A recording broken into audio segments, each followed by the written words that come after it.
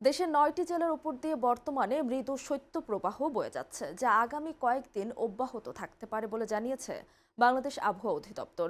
এতে বলা হয়েছে, আগামী ২৪ ঘন্টায় সারা দেশে আকাশ আংশিক মেঘলা থাকতে পারে এবং আবহাওয়া শুষ্ক থাকবে। এ সময় মধ্যরাত থেকে সকাল পর্যন্ত অনেক এলাকায় মাঝারি থেকে ঘন কুয়াশা পড়তে পারে, যা কোথাও কোথাও দুপুর পর্যন্ত স্থায়ী হতে পারে। কুয়াশার কারণে বিমান চলাচল, অভ্যন্তরীণ নৌ পরিবহন এবং সড়ক যোগাযোগ ব্যবস্থা সাময়িকভাবে ব্যাহত হতে পারে। এছাড়া দেশের রাজশাহী, পাবনা, নওগাঁ, সিরাজগঞ্জ, নীলফামারী, কুড়িগ্রাম, যশোর, চুয়াডাঙ্গা এবং কুষ্টিয়া জেলাসমূহের উপর দিয়ে মৃদু শৈত্যপ্রবাহ বয়ে যাচ্ছে এবং তা অব্যাহত থাকতে পারে।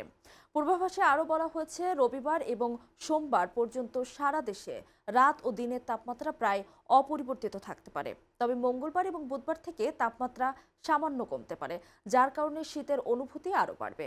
বিশেষ করে নদী অববাহিকা এলাকায় কুয়াশার ঘনত্ব বেশি হতে পারে বলে জানিয়েছে আবহাওয়া অধিদপ্তর।